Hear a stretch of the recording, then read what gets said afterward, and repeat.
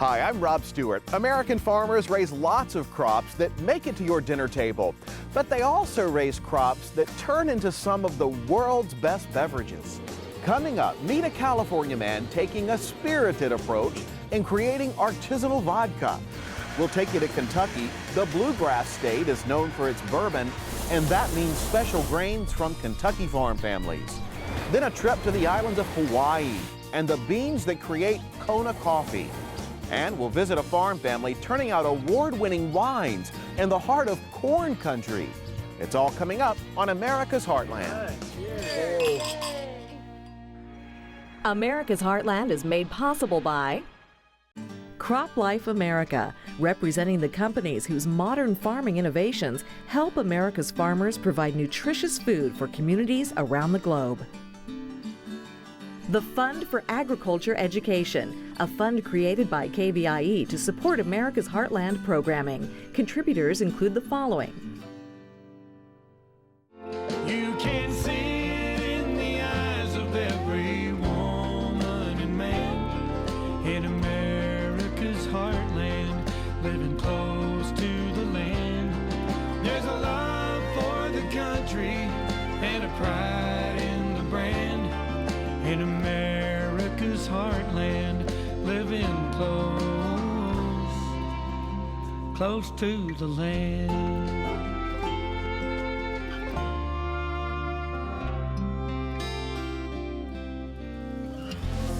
Thanks for joining us on America's Heartland. We all know about the meats, grains, and produce that go into making up the meals that we serve at home or the ones we enjoy when we head out for fast food or fine dining. But what about the beverages we drink with those meals? Got milk? Those black and white Holstein cows are not just farm animals, but colorful players in America's multi-billion-dollar dairy industry. Soft drinks? Well, Midwestern farmers contribute the sweet flavors that emerge from the region's sugar beet production.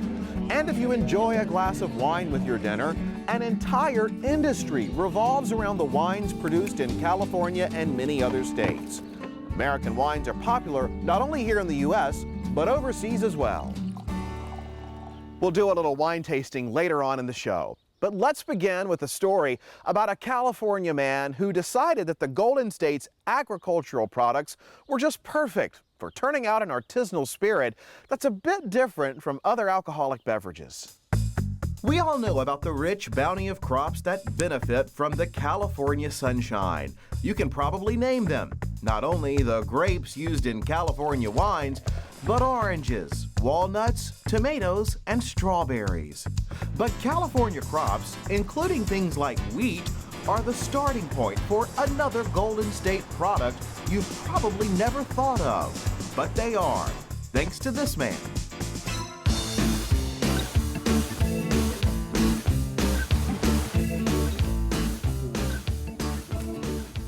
Lee Paleschi knows his liquids, especially the spirited kind. And Lee has found his dream job creating his favorite beverages here at Modesto's Valley Spirits Company. Cheers. I created that. I made that from scratch, from nothing. That, for me, is the big piece. Lee is the master distiller and creator of Cold House Vodka and Outlaw Moonshine. It all began more than a decade ago with a vision and a hard-shelled kernel of an idea. This is really how it all began. You do this on a much larger scale with a bigger grinder, but this is really the beginnings of your vodka and your whiskey. Tell me about this. So this is basically taking whole kernel corn and breaking it down into a flour. Wow, that would be a lot of work if it were by hand. It is a lot of work.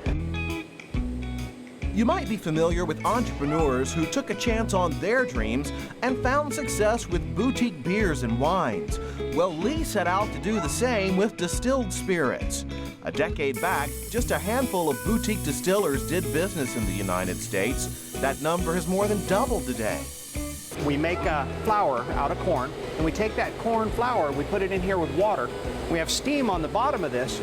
We heat it up, and we cook it, and we bring that up to a temperature where we break down the proteins and the starches. We gelatinize the actual corn, and then we use enzymes to take that starch that's now exposed, and we convert that starch into sugar. This is a science. It really is science. Every single bottle is individually produced, labeled, and sealed with the branding of his specialty wax drip cover. From Lee's years of experience in the food industry, he created a detailed process of quality control. But as with offering consumers any kind of food product, it all boils down to taste. What are you doing? Tasting it. And so what is it you're looking for when you taste it? I'm looking for the alcohol to have a certain characteristic, to be a very clean alcohol, but to have the original taste of the base material, in this case, wheat. And you taste wheat? Oh yes, absolutely. Fascinating. And so what did it take to get it to this point, Lee? A lot of work. A lot of work, almost 12 years worth of work.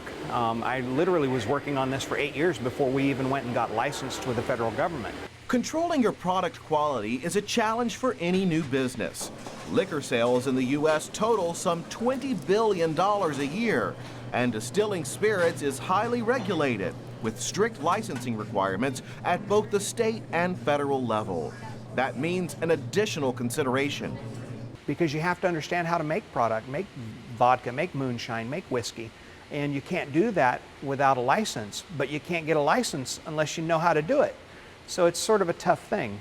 But about 8 years, the journey before I finally got my recipes exactly where I wanted them, and the taste and the quality of the product was right where I wanted it.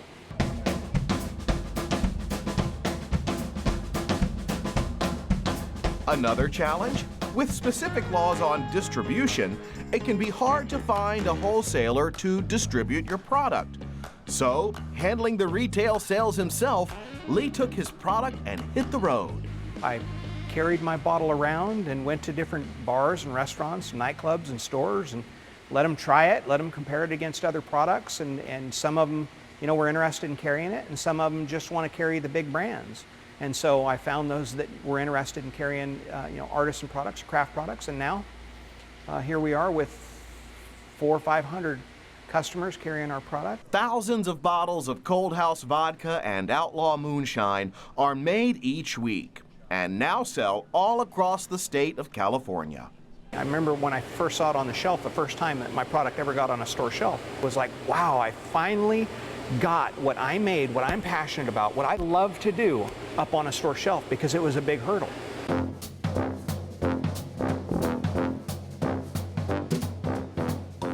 Lee's passion comes in some flavors you might not associate with typical vodka blends, like cilantro, wild cherry, even lemonade. You know, Lee, we're holding your product here, your Cold House vodka, cake batter. Yours says peach. You have really put your stamp literally on each of these flavors. Yes, yes. Each of these, everything that I do is my own creation. And I worry about everything being all natural. I worry about everything being from California, because it's important to me that I make a product that is from my home state, that it combines all the wonderful agriculture that we have here.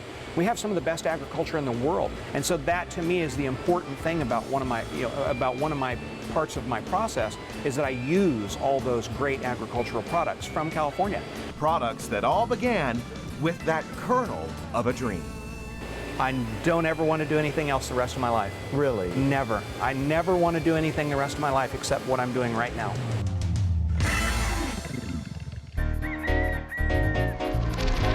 It may be a popular spirit today, but vodka came late to the alcohol game. Historians disagree, but honey mead and rice beers were probably two of the first fermented alcohol beverages, dating back more than 6,000 years.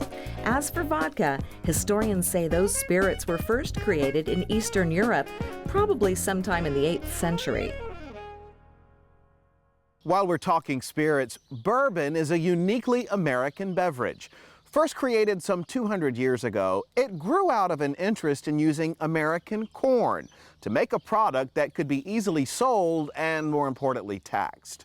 Our Jason Schultz says that then and now, bourbon remains important for Kentucky farmers and distillers. Wine may be the drink of the gods, but some sophisticated palates also demand smooth Kentucky bourbon. Oh, that looks good.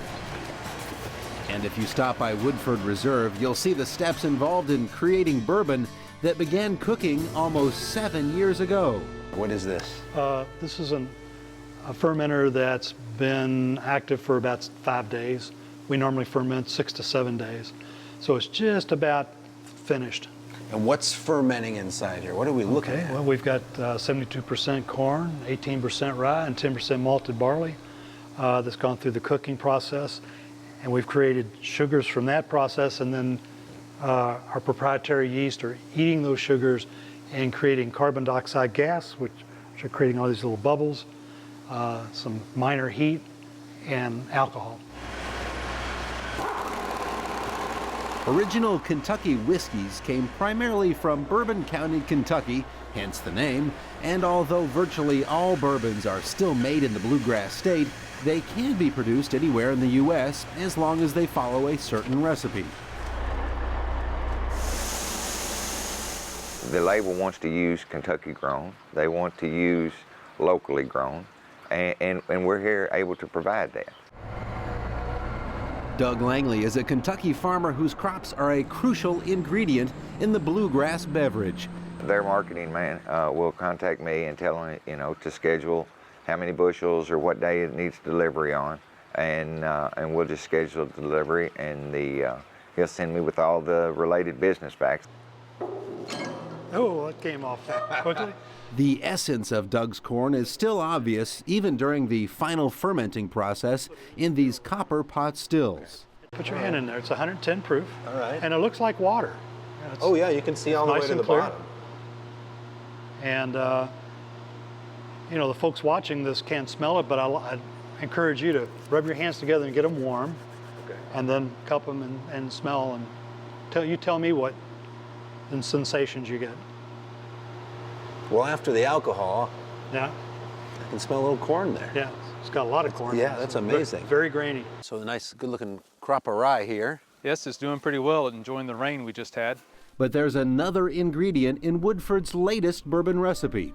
The distillery's Masters Collection calls for the introduction of organically grown rye. That's good news for John Bell. When they came to you and said, here's our idea, we're going to do a bourbon that is organic based, and it's going to be a specialty bourbon.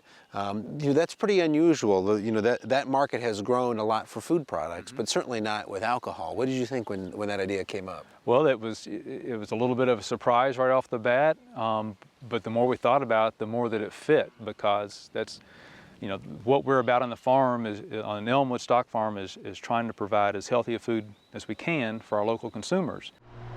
Both Doug and John look forward to the day when this new bourbon is released. For the moment, however, the batch is sitting in the company's barrel warehouse. This is a barrel warehouse, and Now, they're stacked all the way up to the ceiling. yeah, it holds about 3,500 barrels. And so this is where the bourbon goes when? After the distillation process, it's put in the barrel, and it'll be parked here for about 6.5 to 7 years. The whiskey goes into the barrel looking like water. And as we taste it, it doesn't taste, look, or smell like bourbon. A lot of the magic goes on here in the barrel warehouse. Incidentally, Doug and John's grains take center stage at a traditional Kentucky event, since Woodford Reserve is a prime ingredient in the mint juleps at the annual Kentucky Derby. When you go into a restaurant or something and order a drink, if you order the Woodford, then I know that my corn is, I'm the sole supplier for their corn needs. And you feel pretty good about that? Yes, I'm very proud. It's an awful fun project to be a part of, and I'm really excited about it. I think we're off to a good start. If you can get your hands on a bottle of the bourbon that has your grain in it. I think it's part of the agreement. They have to provide us with some.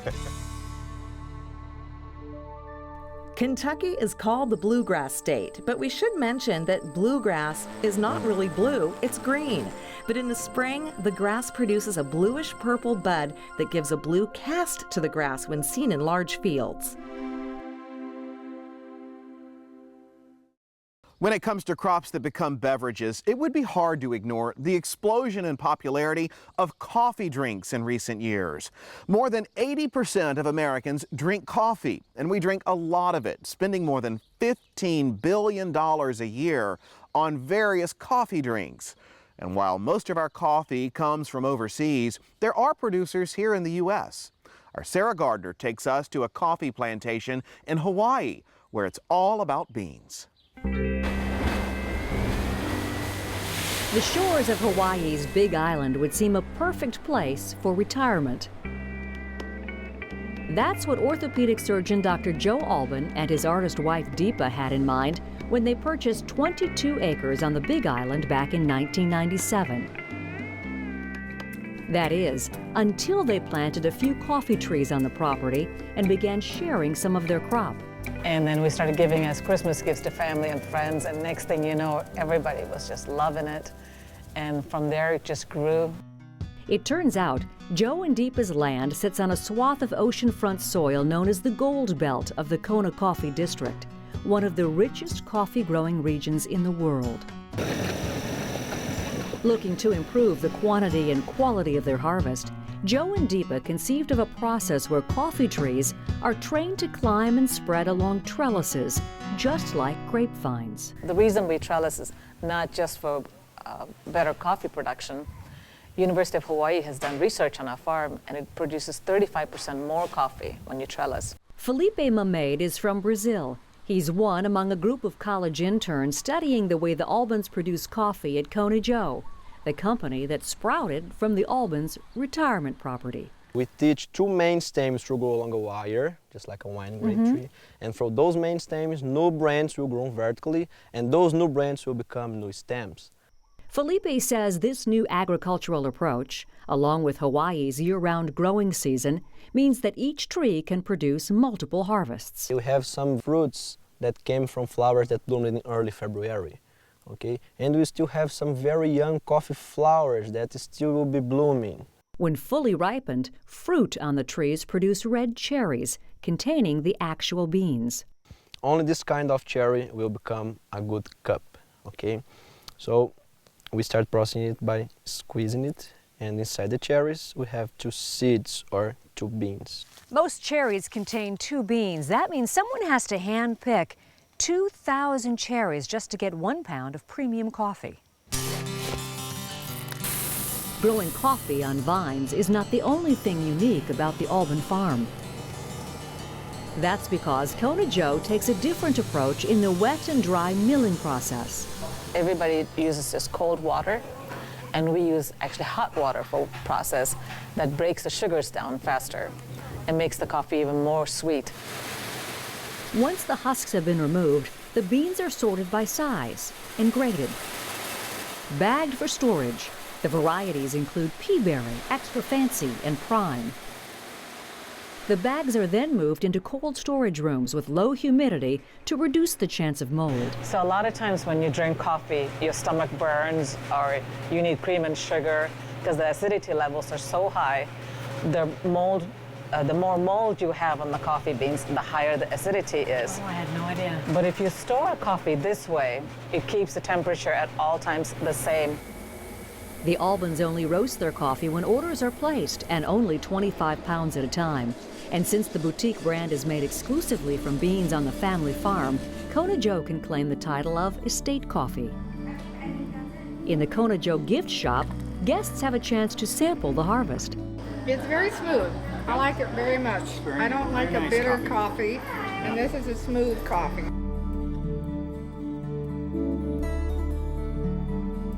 It's hard life being farmers. I was supposed to have a nice house on that pad right there and just have a nice, easy life, but somehow we chose to be farmers.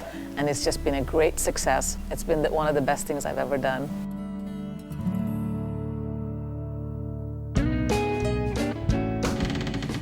Coffee was first introduced to Hawaii in 1813 and was the island's major crop until sugarcane and pineapple took over in the early 20th century. Coffee is critical to the global economy. It is the world's second most heavily traded commodity after petroleum. All right, we promised you a little wine. California, New York, and Washington are 3 of the top wine-producing states in the country. But, ready for this, wine is produced in every state in the U.S., including Hawaii. That often makes an interesting crop for farmers in states better known for corn and soybeans.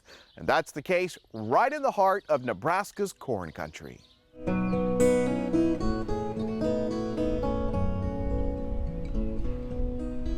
Travelers through the Heartland love to make discoveries, and just off Interstate 80 in central Nebraska, those explorations may include a vineyard whose grapes seem to fit right in with the corn and soybean crops of its neighbors.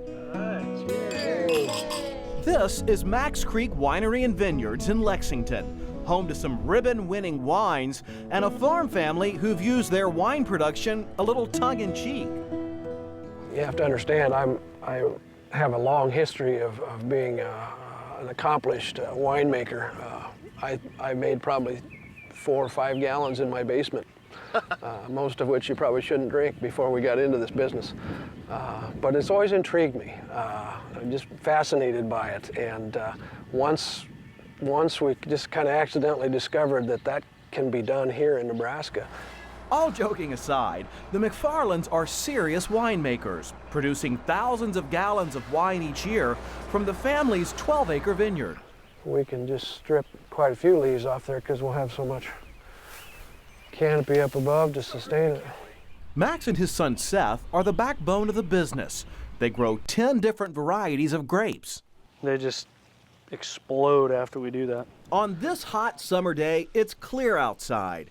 And thanks to Mother Nature, they get a break in the clouds to prune the grapevines side by side. We get some pretty rambunctious thunderstorms and blizzards and ice storms and everything else out here. And you know, if you can't work within those constraints, you're gonna go nuts. Despite the weather, these hybrid grape varieties seem to thrive in soil usually reserved for row crops. But growing grapes and making wine demands a good deal of attention. Well, you know, there is such a thing as having a pretty good relationship with every one of these vines out here. I think Seth had once told me that if we don't touch each one of these vines 12 or 15 times a year, then we're being neglectful. So we spend a lot of time out here cultivating that relationship. Inside the winery is where the production work accelerates. Mac and Seth do 80% of the work themselves. I guess it's just kind of a personal philosophy that, you know, if somebody's willing to spend a little bit of money on a quality product, then it should be a no-brainer for me to want to spend a little bit of money making sure that their product is of high quality. And Nebraska is consistently bringing home top awards. You know, we're talking double gold, best of the shows in some of these categories. There's probably been 5 or 6 of those in the last few years, as well as many, many other medals from those competitions. And so the quality is definitely increasing. The hybrids are definitely getting better for the kind of wines we want to make and can make. This new winemaking tradition demands an effort by the whole family in processing the grapes, bottling, labeling, and boxing the product. The greatest compliment that we can get from our customers is when they bring their friends or family and they say, hey, you've got to come to our winery. And they're talking about us because they're so proud of what we've done here. That's absolutely the best compliment that we can get. And we work very hard to make sure that happens. Hard work is nothing new for the McFarlands. Decades ago, Max's dad was a cattle farmer and watched his son leave the land to become a psychology teacher. My father would be getting a chuckle from the grave if he knew I had anything to do with agriculture, because I swore I never would. Do I see a third-generation winemaker in your hands? I hope so. We're pretty interested in the tractor right now. The fact that the sun comes up and I get to see it every day, come over the rise and the crest of the creek and over the top of the vineyard, it's just fantastic. This is just a dream come true, and so many of our family are involved with it, and all of the family has been involved with it from the outset, and but we truly are blessed. Now, a winery in Nebraska does come as a surprise to some folks, but the family likes the distinctive and the unusual. For example, they celebrate Father's Day every June with a luau. Have you been to our America's Heartland website? Just log on to americasheartland.org. You'll find video from all of our shows and lots more information on agriculture. And you can connect to us from your favorite social media sites as well. Thanks for coming along as we celebrate those interesting people and places in America's heartland. See you next time. You can purchase a DVD or Blu-ray copy of this program. Here's the cost. To order, just visit us online or call 888-814-3923. You can see it in the eyes of every woman and man in America's heartland, living close to the land.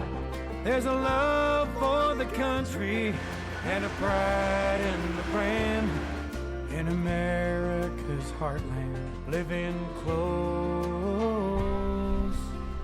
close to the land. America's Heartland is made possible by Crop Life America, representing the companies whose modern farming innovations help America's farmers provide nutritious food for communities around the globe. The Fund for Agriculture Education, a fund created by KVIE to support America's Heartland programming. Contributors include the following: